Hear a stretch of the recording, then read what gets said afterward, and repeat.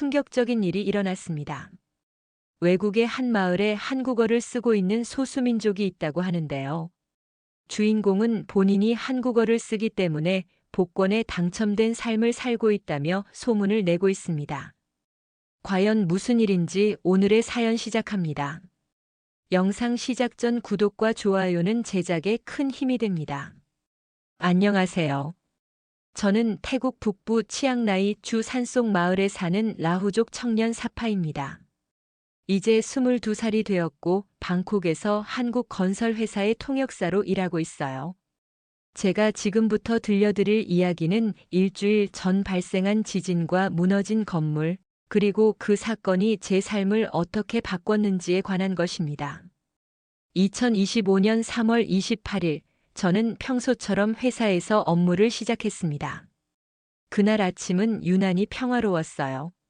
창밖으로 방콕의 화창한 하늘이 보였고 도시는 활기찬 에너지로 가득했죠. 사무실에서 한국인 관리자들과 태국인 직원들 사이를 오가며 통역을 하던 중이었습니다. 갑자기 바닥이 흔들리기 시작했어요. 처음에는 미세한 진동이었지만 점점 강해졌습니다. 컴퓨터 모니터가 흔들리고 책상 위에 물건들이 떨어졌죠. 지진이었습니다. 방콕에서는 매우 드문 일이에요. 진원지는 미얀마에서 발생한 규모 7.7의 강진이었고 그 여파가 태국까지 전해진 것이었습니다. 회사 건물은 한국 기업이 지은 튼튼한 구조물이어서 큰 문제 없이 견뎠어요. 모든 직원들이 안전 매뉴얼대로 신속하게 대피했고 다행히 아무도 다치지 않았습니다. 김 과장님은 침착하게 상황을 통제했죠. 저는 그의 지시를 태국어로 빠르게 통역하며 도왔어요. 우리 모두 건물 밖 안전한 장소에 모였을 때 멀리서 굉음이 들려왔습니다.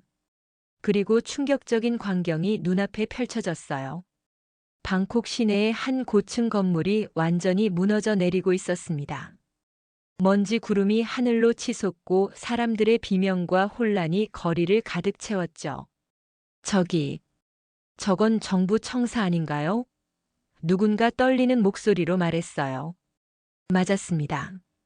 그것은 3개월 전에 완공된 33층짜리 신축 정부 청사였어요. 건물이 붕괴되는 그 순간 저는 무언가 중요한 것을 기억해냈습니다. 그 건물은 작년에 우리 한국 회사가 입찰에 참여했던 프로젝트였어요. 하지만 중국 기업에 밀려 계약을 따내지 못했죠. 무너진 건물을 바라보며 김 과장님의 얼굴이 창백해졌어요. 그는 작년 입찰 당시 프로젝트 책임자였습니다. 이럴 수가. 우리가 경고했는데. 그의 말에는 분노와 슬픔이 섞여 있었습니다. 저는 그때의 상황을 생생하게 기억했어요. 김 과장님이 태국 정부 관계자들에게 중국 기업의 설계가 지진에 취약할 수 있다고 경고했지만 아무도 귀 기울이지 않았죠. 저렴한 비용이 더 중요했으니까요. 회사는 즉시 비상태세에 돌입했습니다. 모든 직원에게 안전 확인 메시지를 보내고 구조 활동을 지원할 수 있는 방법을 찾기 시작했어요. 한국 본사에서도 특별 지시가 내려왔죠. 가능한 모든 자원을 동원해 구조 활동을 지원하라는 내용이었습니다. 그날 오후 뉴스는 끔찍한 숫자를 보도하기 시작했어요. 건물 내에 500명이 넘는 사람들이 있었고 상당수가 잔해에 갇혔다는 소식이었습니다. 구조대는 필사적으로 생존자를 찾고 있었지만 상황은 매우 어려워 보였어요. 건물 전체가 마치 종이처럼 층층이 접혀 무너져 내린 상태였기 때문입니다. 저녁이 되자 더 많은 정보가 들어왔어요. 건물 구조에 심각한 결함이 있었다는 증언이 나오기 시작했습니다. 한 전직 건설 노동자는 콘크리트 배합비가 기준보다 낮았고 철근도 규격에 미치지 못했다고 말했어요. 안전을 위한 기본적인 사항들이 비용 절감을 위해 무시되었다는 증거가 하나둘씩 드러나고 있었습니다. 잠자리에 들기 전 저는 가족들에게 연락을 취했어요. 고향 마을의 부모님은 제가 무사하다는 소식에 안도했지만 방콕에 사는 사촌형 타완의 소식이 없었습니다.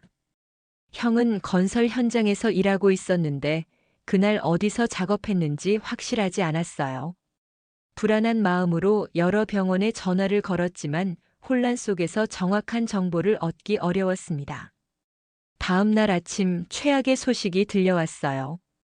타완형이 무너진 건물 잔해에서 발견되었다는 연락을 받았습니다. 다행히 생존해 있었지만 다리에 심각한 부상을 입어 긴급 수술을 받는 중이라고 했어요. 저는 즉시 회사에 휴가를 신청하고 병원으로 달려갔습니다. 병원은 혼돈 그 자체였어요. 복도마다 부상자들이 가득했고 의료진들은 쉴 새 없이 뛰어다녔습니다.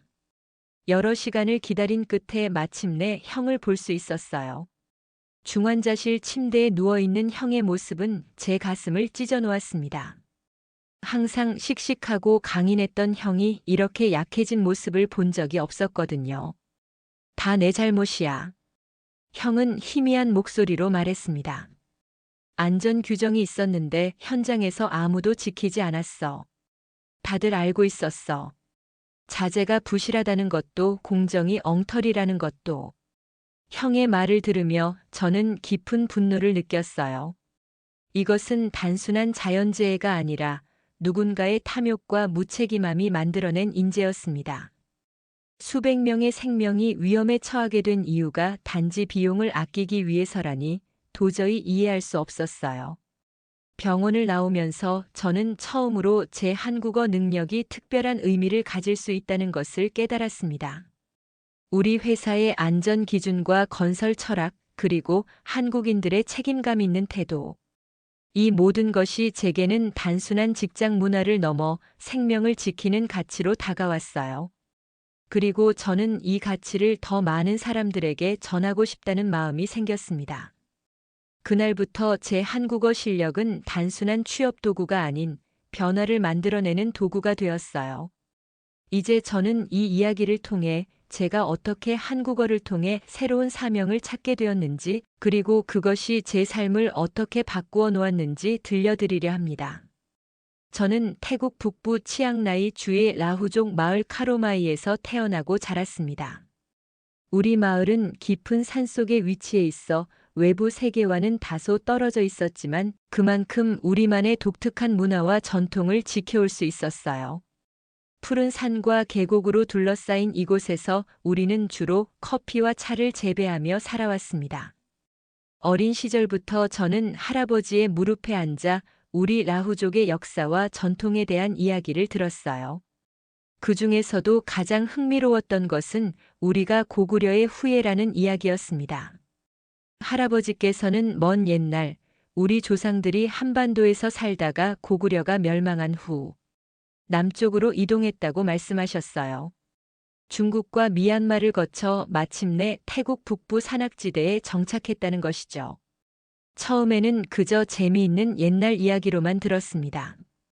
하지만 학교에 다니면서 우리말과 다른 언어의 차이점에 관심을 갖게 되었고 점차 할아버지의 이야기가 단순한 전설이 아닐지도 모른다는 생각이 들기 시작했어요. 이유는 간단했습니다. 우리 라후어와 한국어 사이에 놀라운 유사성이 있었거든요. 예를 들어 우리말로 나는 나하, 너는 너하, 사랑해는 사랑하요라고 합니다. 또 밥 먹었어? 라는 표현은 밥 먹어? 라고 하죠. 이런 유사성을 발견했을 때 저는 정말 놀랐어요. 정말로 우리가 고구려와 연결되어 있다면 이런 언어적 공통점이 단순한 우연은 아닐 것이라고 생각했습니다. 10살 때 마을에 찾아온 태국 정부 관료들이 휴대용 텔레비전을 가져왔어요. 그날 저녁 우리는 처음으로 한국 드라마를 보게 되었습니다. 비록 내용을 완전히 이해할 수는 없었지만 그들이 사용하는 언어가 왠지 모르게 친숙하게 느껴졌어요. 특히 몇몇 단어들이 우리말과 비슷하다는 사실에 마을 사람들 모두가 흥분했습니다. 그 순간부터 저는 한국어에 깊은 관심을 갖게 되었어요. 하지만 산속 마을에서 한국어를 배울 기회는 거의 없었습니다.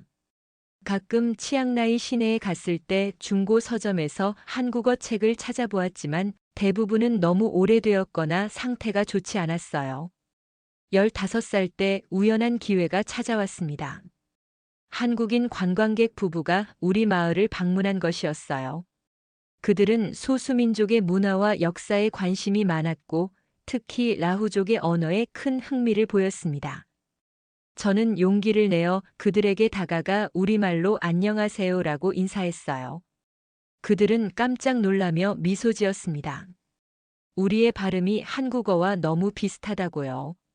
그 한국인 부부는 일주일 동안 우리 마을에 머물렀고 저는 매일 그들을 따라다니며 한국어를 배웠어요. 떠나기 전 그들은 제게 소중한 선물을 주었습니다. 한국어 교재와 작은 라디오였어요. 이걸로 KBS 월드라디오를 들을 수 있어. 한국어 강좌도 방송하니 꼭 들어봐. 라고 말했습니다. 그 라디오는 제 인생을 바꾸어 놓았어요. 매일 밤 저는 라디오 앞에 앉아 한국 방송을 들었습니다. 전파가 잘 잡히지 않는 날에는 라디오를 귀에 바짝 대고 집중했어요. KBS 월드라디오의 한국어 강좌는 제가 가장 좋아하는 프로그램이었습니다. 단어와 문장을 따라 말하며 발음을 연습했어요. 고등학교에 다닐 때는 매일 새벽에 일어나 산길을 1시간 반 걸어 치앙라이 시내 학교에 다녔습니다. 그 긴 산길을 걸으며 저는 한국어 단어를 계속해서 외웠어요. 안녕하세요, 감사합니다, 사랑합니다. 한국어 표현들이 제 발걸음에 리듬을 더해 주었습니다. 학교에서는 가끔 제가 한국어를 공부한다는 이유로 친구들에게 놀림을 받기도 했어요. 왜 그런 언어를 배우냐? 영어가 더 유용하지 않냐? 라고 물었죠. 하지만 저는 개의치 않았습니다. 제 안에는 언젠가 이 한국어 실력이 큰 가치를 가질 것이라는 확신이 있었거든요. 17살 때 마을에 놀라운 소식이 들려왔어요. 같은 라후족 출신인 미툰 아저씨가 한국의 공장에서 일자리를 얻었다는 것이었습니다. 그는 한국어를 조금 할 줄 안다는 이유만으로 다른 태국 사람들보다 더 좋은 조건으로 취업했다고 했어요. 이 소식은 마을 전체에 퍼졌고 사람들은 말하기 시작했습니다. 한국어만 잘해도 밥 먹고 살 수 있다고요. 이 이야기는 제게 큰 동기부여가 되었어요. 졸업 후 저는 방콕으로 떠나기로 결심했습니다. 더 체계적으로 한국어를 배우고 가능하다면 한국 기업에 취직하고 싶었거든요. 부모님은 처음에는 걱정하셨지만 제 열정을 지지해 주셨습니다. 내가 믿는 길을 가라. 하지만 우리 마을과 문화를 잊지 마라. 라고 말씀하셨어요. 2년 전 저는 드디어 방콕으로 왔습니다. 처음에는 모든 것이 낯설고 어려웠어요. 작은 원룸에 살면서 주간에는 카페에서 일하고 저녁에는 한국어 학원에 다녔습니다. 학원 수업료는 비쌌지만 마침내 체계적인 한국어 교육을 받을 수 있어서 행복했어요. 6개월 후 학원 선생님의 추천으로 저는 한국 건설 회사의 인터뷰 기회를 얻었습니다. 그들은 한국어와 태국어를 모두 구사할 수 있는 통역사를 찾고 있었어요. 인터뷰 날 저는 무척 긴장했지만 최선을 다했습니다. 특히 한국인 면접관과의 한국어 대화에서 자연스러운 발음을 보여주려고 노력했어요. 그리고 기적이 일어났습니다. 저는 합격 통보를 받았어요. 한국 건설회사의 태국 지사에서 통역사로 일하게 된 것입니다. 그것도 제가 20살도 되기 전에요. 첫 월급을 받았을 때 저는 즉시 고향 마을의 부모님께 돈을 보냈습니다. 그리고 나머지로는 더 좋은 한국어 교재와 노트북을 샀어요. 회사에서의 첫 몇 달은 정신없이 바빴습니다. 한국인 관리자들과 태국인 직원들 사이의 소통을 도우며 동시에 건설 용어와 기술적인 표현들을 배워야 했어요. 하지만 저는 이 모든 과정을 즐겼습니다. 매일이 새로운 배움의 연속이었으니까요.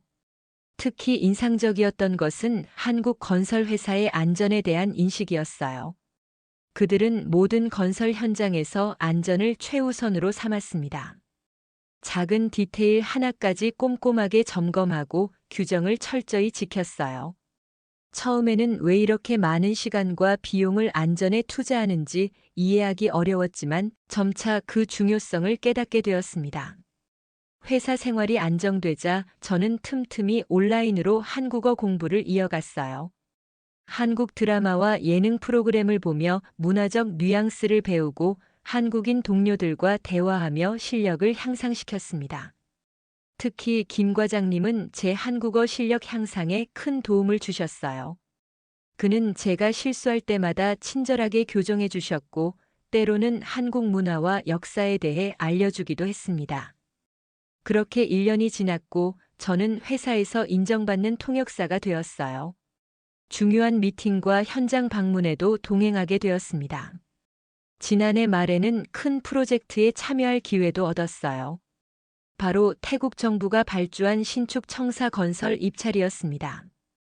우리 회사는 최첨단 내진 설계를 포함한 제안서를 준비했고, 저는 그 과정에서 중요한 역할을 맡았어요.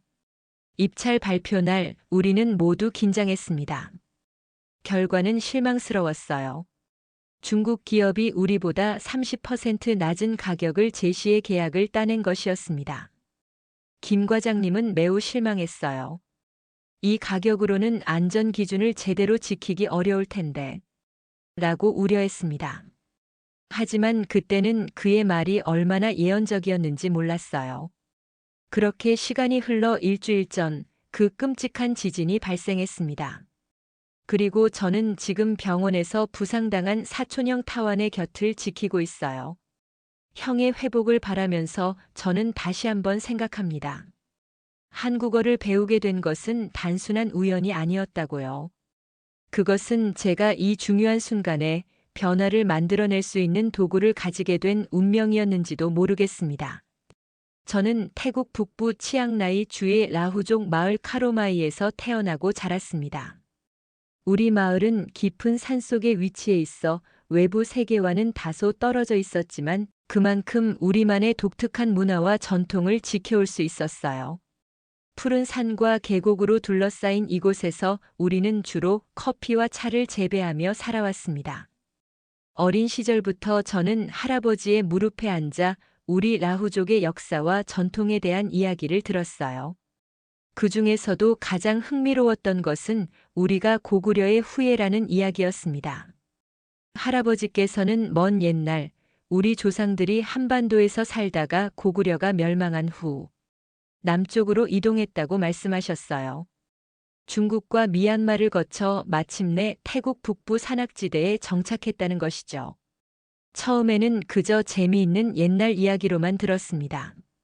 하지만 학교에 다니면서 우리말과 다른 언어의 차이점에 관심을 갖게 되었고, 점차 할아버지의 이야기가 단순한 전설이 아닐지도 모른다는 생각이 들기 시작했어요. 이유는 간단했습니다. 우리 라후어와 한국어 사이에 놀라운 유사성이 있었거든요. 예를 들어 우리말로 나는 나하, 너는 너하, 사랑해는 사랑하요라고 합니다.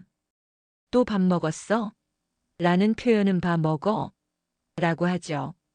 이런 유사성을 발견했을 때 저는 정말 놀랐어요.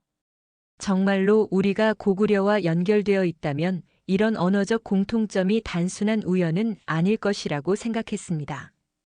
10살 때 마을에 찾아온 태국 정부 관료들이 휴대용 텔레비전을 가져왔어요. 그날 저녁 우리는 처음으로 한국 드라마를 보게 되었습니다. 비록 내용을 완전히 이해할 수는 없었지만 그들이 사용하는 언어가 왠지 모르게 친숙하게 느껴졌어요. 특히 몇몇 단어들이 우리말과 비슷하다는 사실에 마을 사람들 모두가 흥분했습니다. 그 순간부터 저는 한국어에 깊은 관심을 갖게 되었어요. 하지만 산속 마을에서 한국어를 배울 기회는 거의 없었습니다. 가끔 치앙라이 시내에 갔을 때 중고 서점에서 한국어 책을 찾아보았지만 대부분은 너무 오래되었거나 상태가 좋지 않았어요. 15살 때 우연한 기회가 찾아왔습니다. 한국인 관광객 부부가 우리 마을을 방문한 것이었어요.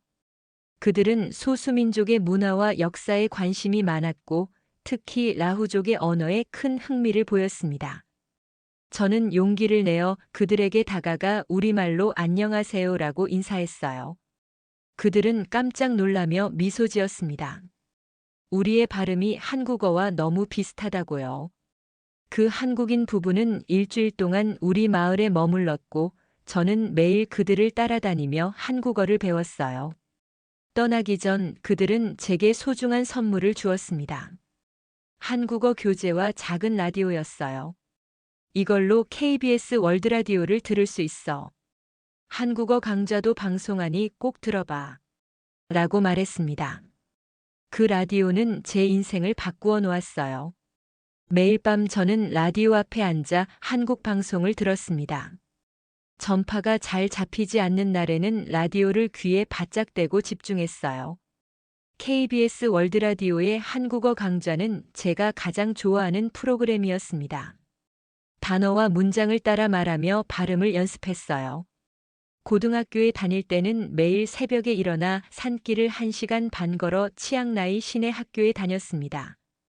그 긴 산길을 걸으며 저는 한국어 단어를 계속해서 외웠어요. 안녕하세요, 감사합니다, 사랑합니다. 한국어 표현들이 제 발걸음에 리듬을 더해 주었습니다. 학교에서는 가끔 제가 한국어를 공부한다는 이유로 친구들에게 놀림을 받기도 했어요. 왜 그런 언어를 배우냐? 영어가 더 유용하지 않냐? 라고 물었죠. 하지만 저는 개의치 않았습니다. 제 안에는 언젠가 이 한국어 실력이 큰 가치를 가질 것이라는 확신이 있었거든요. 17살 때 마을에 놀라운 소식이 들려왔어요. 같은 라후족 출신인 미툰 아저씨가 한국의 공장에서 일자리를 얻었다는 것이었습니다. 그는 한국어를 조금 할 줄 안다는 이유만으로 다른 태국 사람들보다 더 좋은 조건으로 취업했다고 했어요. 이 소식은 마을 전체에 퍼졌고 사람들은 말하기 시작했습니다. 한국어만 잘해도 밥 먹고 살 수 있다고요. 이 이야기는 제게 큰 동기부여가 되었어요.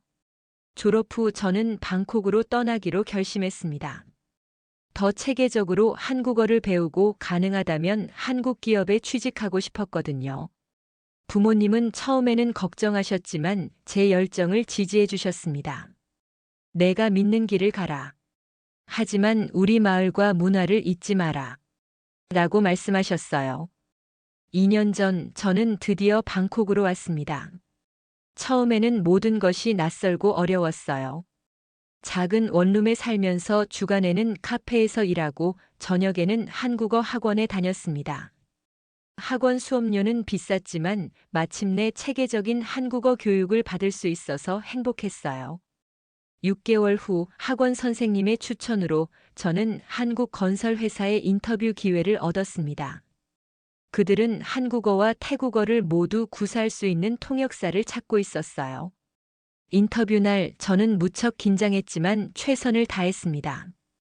특히 한국인 면접관과의 한국어 대화에서 자연스러운 발음을 보여주려고 노력했어요. 그리고 기적이 일어났습니다. 저는 합격 통보를 받았어요. 한국 건설회사의 태국 지사에서 통역사로 일하게 된 것입니다. 그것도 제가 20살도 되기 전에요. 첫 월급을 받았을 때 저는 즉시 고향 마을의 부모님께 돈을 보냈습니다. 그리고 나머지로는 더 좋은 한국어 교재와 노트북을 샀어요. 회사에서의 첫 몇 달은 정신없이 바빴습니다. 한국인 관리자들과 태국인 직원들 사이의 소통을 도우며 동시에 건설 용어와 기술적인 표현들을 배워야 했어요. 하지만 저는 이 모든 과정을 즐겼습니다. 매일이 새로운 배움의 연속이었으니까요. 특히 인상적이었던 것은 한국 건설 회사의 안전에 대한 인식이었어요. 그들은 모든 건설 현장에서 안전을 최우선으로 삼았습니다. 작은 디테일 하나까지 꼼꼼하게 점검하고 규정을 철저히 지켰어요. 처음에는 왜 이렇게 많은 시간과 비용을 안전에 투자하는지 이해하기 어려웠지만 점차 그 중요성을 깨닫게 되었습니다. 회사 생활이 안정되자 저는 틈틈이 온라인으로 한국어 공부를 이어갔어요. 한국 드라마와 예능 프로그램을 보며 문화적 뉘앙스를 배우고 한국인 동료들과 대화하며 실력을 향상시켰습니다. 특히 김 과장님은 제 한국어 실력 향상에 큰 도움을 주셨어요. 그는 제가 실수할 때마다 친절하게 교정해 주셨고 때로는 한국 문화와 역사에 대해 알려주기도 했습니다. 그렇게 1년이 지났고 저는 회사에서 인정받는 통역사가 되었어요. 중요한 미팅과 현장 방문에도 동행하게 되었습니다. 지난해 말에는 큰 프로젝트에 참여할 기회도 얻었어요. 바로 태국 정부가 발주한 신축 청사 건설 입찰이었습니다. 우리 회사는 최첨단 내진 설계를 포함한 제안서를 준비했고 저는 그 과정에서 중요한 역할을 맡았어요. 입찰 발표 날 우리는 모두 긴장했습니다. 결과는 실망스러웠어요. 중국 기업이 우리보다 30% 낮은 가격을 제시해 계약을 따낸 것이었습니다. 김 과장님은 매우 실망했어요. 이 가격으로는 안전 기준을 제대로 지키기 어려울 텐데 라고 우려했습니다. 하지만 그때는 그의 말이 얼마나 예언적이었는지 몰랐어요. 그렇게 시간이 흘러 일주일 전 그 끔찍한 지진이 발생했습니다. 그리고 저는 지금 병원에서 부상당한 사촌형 타완의 곁을 지키고 있어요. 형의 회복을 바라면서 저는 다시 한번 생각합니다. 한국어를 배우게 된 것은 단순한 우연이 아니었다고요. 그것은 제가 이 중요한 순간에 변화를 만들어낼 수 있는 도구를 가지게 된 운명이었는지도 모르겠습니다.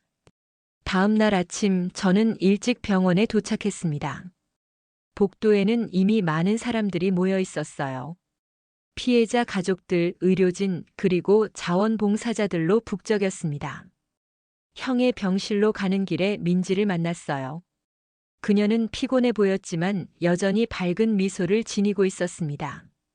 안녕하세요, 사파 씨. 어젯밤 늦게까지 도움이 필요한 환자들이 많아서. 그녀는 눈 밑에 다크서클을 가리키며 웃었어요. 민지 씨도 너무 무리하지 마세요. 충분한 휴식도 필요해요. 제가 걱정스럽게 말했습니다. 우리는 함께 형의 병실로 향했어요. 복도를 지나는 도중 병원 대형 TV에서 뉴스 속보가 나오고 있었습니다. 방콕 건물 붕괴 관련 중국 건설사 책임자 2명이 공항에서 출국 시도 중 체포되었습니다. 당국은 이들이 사고 직후 증거인멸을 시도했다는 혐의를 수사 중입니다. 이 소식을 들은 사람들 사이에서 작은 환호성이 터져나왔어요. 오랜만에 보는 희망적인 뉴스였습니다. 민지는 저를 바라보며 말했어요. 정의가 실현되고 있네요. 이것이 시작일 뿐이겠지만요. 형의 병실에 도착하자 놀랍게도 그는 침대에 앉아 있었습니다. 어제보다 훨씬 나아 보였어요. 사파 민지 씨. 반가워요. 형이 우리를 맞이했습니다. 민지는 형의 상태를 확인하고 담당 의사와 상담했어요. 그리고 좋은 소식을 가져왔습니다. 타완 씨 의사 선생님께서 재활 치료를 시작해도 된다고 하셨어요. 물론 천천히 진행해야 하지만 회복 속도가 예상보다 빠르다고요. 형은 기뻐했지만 곧 걱정스러운 표정을 지었어요. 하지만 재활 치료는 비용이 많이 들 텐데. 저는 형의 손을 꼭 잡았습니다. 걱정 마세요. 제가 도울게요. 하지만 솔직히 저도 그 비용이 얼마나 될지 제 월급으로 감당할 수 있을지 확신이 없었어요. 그때 민지가 희망적인 소식을 전해주었습니다. 한국에서 온 의료자원봉사팀이 특별 재활 프로그램을 운영하기로 했어요. 지진 피해자들을 위한 무료 서비스예요. 타완 씨도 그 프로그램에 참여할 수 있을 거예요. 형의 눈에 눈물이 맺혔어요. 정말인가요? 그런 프로그램이 있다니. 민지는 고개를 끄덕였습니다. 네, 오후에 담당 선생님이 오셔서 더 자세히 설명해 드릴 거예요. 그날 오후 저는 회사로 돌아갔습니다. 김 과장님이 불러서 중요한 미팅이 있다고 했거든요.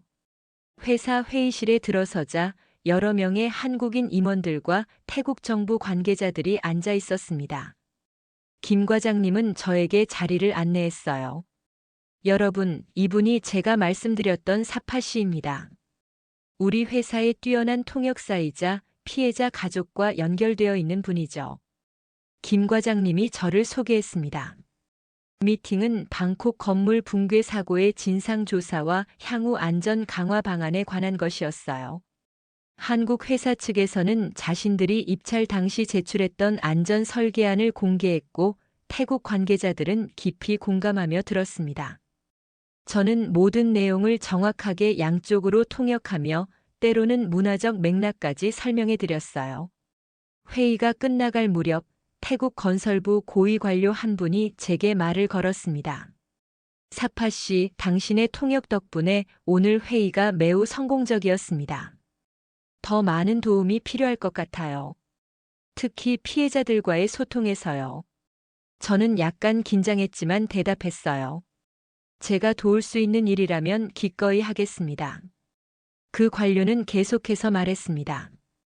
사실 태국 정부는 이번 사건 이후 건설 안전 규정을 전면 개정하려 합니다. 한국의 시스템을 많이 참고하려고 해요. 당신 같은 분이 양쪽을 이해하고 소통을 도울 수 있다면 큰 도움이 될 것 같아요. 그의 제안은 저에게 큰 의미가 있었습니다.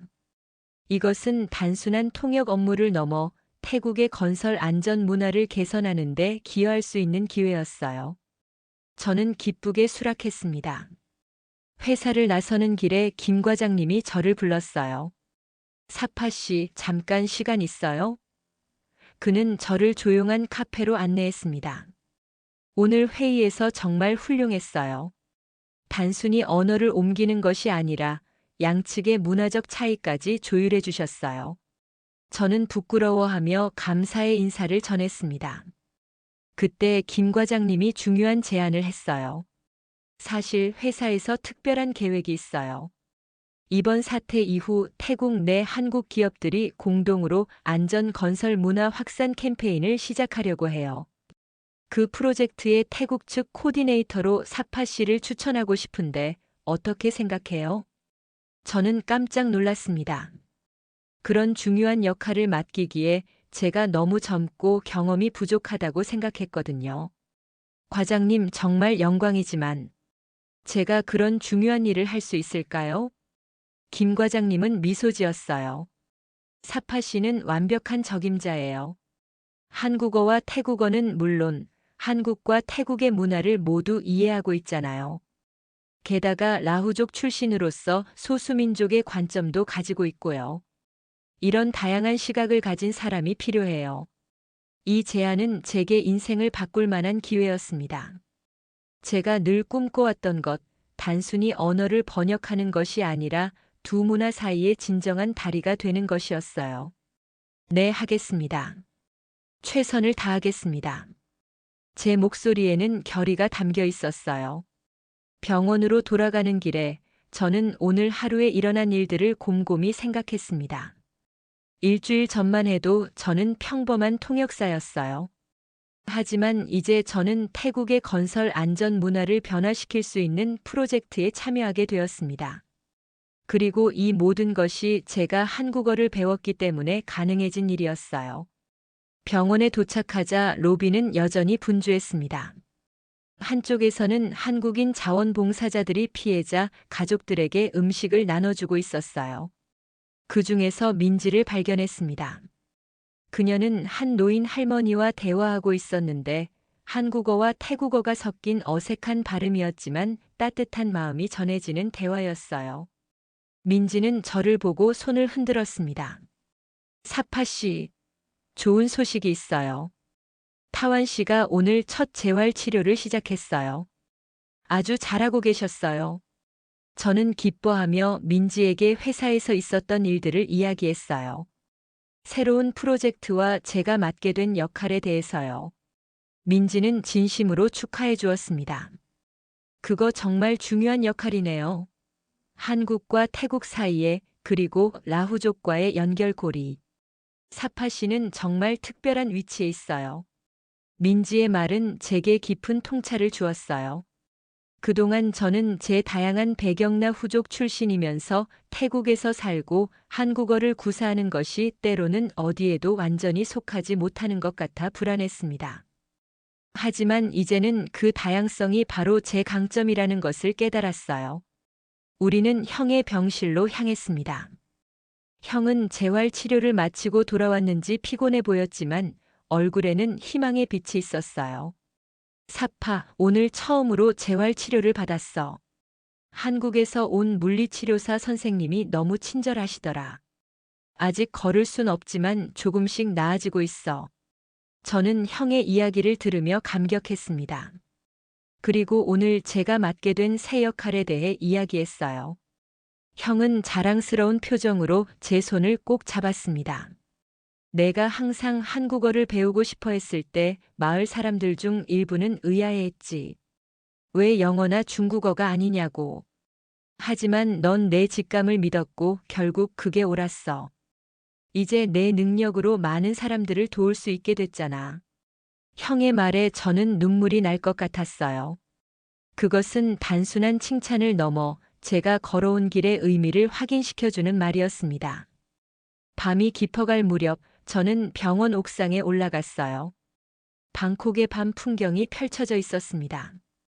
여전히 무너진 건물 주변에는 불빛이 밝혀져 있었고 구조 작업은 계속되고 있었어요. 하지만 이제 그 현장은 단순한 비극의 장소가 아니라 변화의 시작점으로 느껴졌습니다. 민지도 옥상에 와서 제 옆에 섰어요. 우리는 한동안 말없이 도시의 불빛을 바라보았습니다. 그때 민지가 조용히 말했어요. 사파 씨, 한국에서는 위기를 표현하는 한자가 위험과 기회의 조합이라고 해요. 이번 사건은 끔찍한 비극이지만 동시에 더 나은 미래를 만들어갈 기회가 될 수도 있다고 생각해요.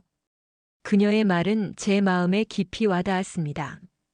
정말로 이 비극이 태국의 건설 문화를 변화시키는 전환점이 될 수 있을까요? 그리고 제가 그 변화의 일부가 될 수 있을까요? 지진 발생 3일째인 오늘 저는 중요한 회의에 참석하게 되었습니다. 태국 정부와 한국 기업들이 긴급하게 소집한 위기 대응 태스크포스 첫 미팅이었어요. 아직 구조 작업이 한창인 상황에서 이미 향후 대책과 원인 규명을 위한 움직임이 시작된 것입니다. 회의장에 도착하자 긴장된 분위기가 느껴졌어요. 태국 건설부 관계자들, 한국 건설회사 임원들, 그리고 구조 전문가들까지 모두 지친 얼굴로 앉아 있었습니다. 아직 완전히 끝나지 않은 비상 상황 속에서 모두가 잠도 제대로 못 잔 것 같았어요. 김 과장님이 저를 발견하고 다가왔습니다. 사파 씨, 와줘서 고마워요. 오늘 회의는 매우 중요합니다. 지금 현재 진행 중인 구조 활동 외에도 사고 원인 조사와 피해자 지원 방안이 논의될 거예요. 저는 고개를 끄덕였습니다. 최선을 다해 정확하게 통역하겠습니다. 회의가 시작되고 태국 건설부 차관이 현 상황을 보고했어요. 현재까지 확인된 사망자는 97명, 부상자는 230명이며 아직 약 50명이 실종 상태입니다. 구조 작업은 쉼없이 계속되고 있으며 한국과 일본, 싱가포르에서 온 구조팀들의 지원에 감사드립니다. 저는 그의 말을 한국어로 전달하며 현장의 절박함이 느껴졌어요. 아직도 잔해 속에 사람들이 갇혀 있다는 생각에 가슴이 무거웠습니다. 다음으로 태국 감사원 관계자가 사고 건물의 입찰 과정에 대한 예비 조사 결과를 발표했어요. 우리는 입찰 서류를 검토했고 몇 가지 의문점을 발견했습니다. 특히 최종 선정된 중국 기업의 제안 내용과 실제 시공 사이에 상당한 차이가 있었던 것으로 보입니다. 그의 말을 통역하면서 저는 문득 떠올랐어요. 작년에 우리 회사가 그 입찰에 참여했을 때 김 과장님이 끊임없이 지진 위험에 대해 경고했던 것을요. 하지만 당시 태국 정부 관계자들은 방콕은 지진대가 아니다라며 그의 우려를 일축했었습니다. 회의는 계속되었고 한국건설협회 대표가 발언했어요. 우리는 태국 정부의 조사를 전적으로 지원하겠습니다. 또한 현재 구조 작업에 필요한 모든 장비와 인력을 제공할 준비가 되어 있습니다. 저는 그의 말을 태국어로 정확하게 전달했습니다. 정보의 전달뿐만 아니라 양측의 진정성과 감정까지 온전히 전하려고 노력했어요. 회의 중반 갑자기 긴급 소식이 전해졌습니다. 구조팀이 건물 잔해 깊숙한 곳에서 생존자 3명을 발견했다는 내용이었어요. 회의실은 잠시 환호성으로 가득 찼습니다. 비극적인 상황 속에서도 작은 희망의 불씨가 살아있었어요. 오후 세션에서는 피해자 지원 방안이 논의되었습니다. 태국 정부는 긴급 구호 기금을 마련하기로 했고, 한국 기업들은 의료 지원과 재활 프로그램을 제공하겠다고 나섰어요. 특히 제 회사가 주도적으로 피해자 지원 특별 태스크포스를 구성하기로 했습니다. 김 과장님이 갑자기 저를 지목했어요. 우리 회사의 사파 씨가 피해자, 가족들과의 소통을 담당할 수 있을 것입니다. 그는 태국어와 한국어 모두 능통할 뿐 아니라 라후족 출신으로서 소수민족 피해자들과도 효과적으로 소통할 수 있습니다. 저는 깜짝 놀랐습니다. 이렇게 중요한 역할을 맡게 될 줄은 예상하지 못했거든요. 하지만 동시에 감사한 마음이 들었어요. 이것은 제가 실질적으로 도움을 줄 수 있는 기회였습니다. 회의가 끝난 후 저는 바로 병원으로 향했어요. 형의 상태를 확인하고 싶었습니다. 병원은 여전히 아수라장이었어요. 복도마다 환자들이 넘쳐났고 의료진들은 쉴 새 없이 뛰어다녔습니다. 형의 병실에 도착하자 한국인 자원봉사자 한 명이 형과 이야기를 나누고 있었어요. 그녀는 저를 보자 미소 지었습니다. 안녕하세요. 저는 서울대 의대생 민지라고 해요.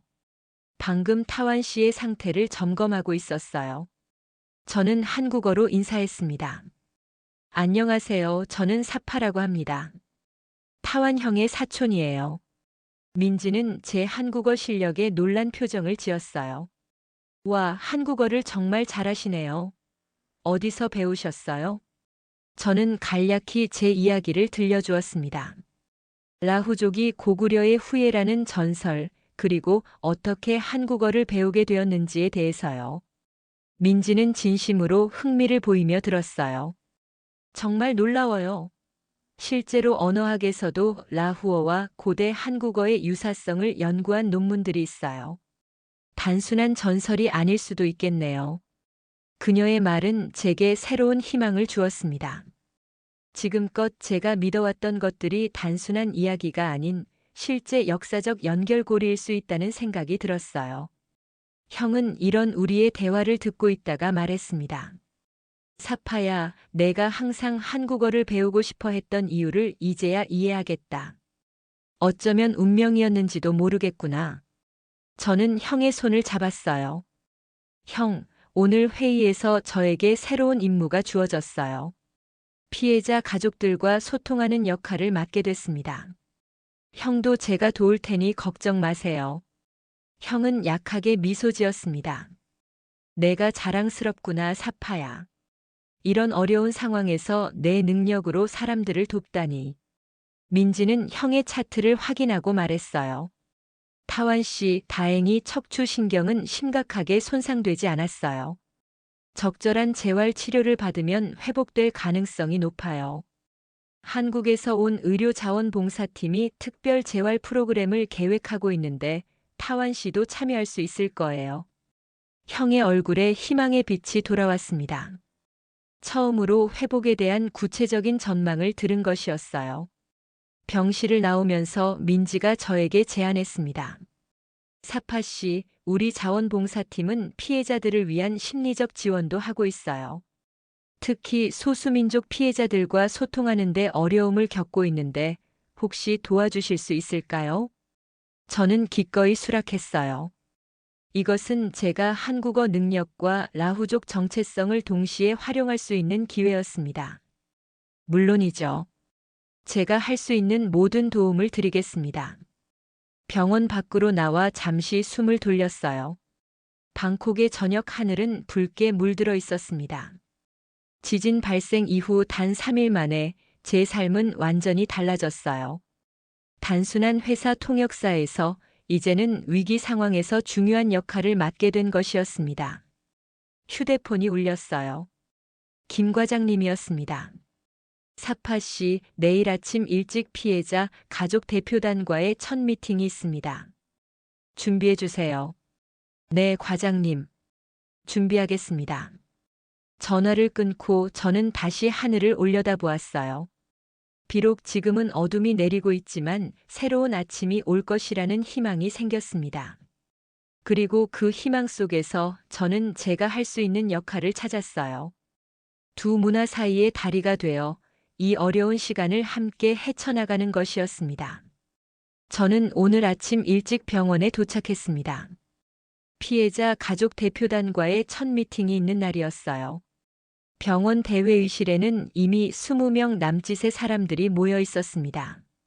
슬픔과 분노가 뒤섞인 표정들이었어요. 미팅이 시작되자 저는 한국 기업의 지원 계획을 설명하며 통역을 맡았습니다.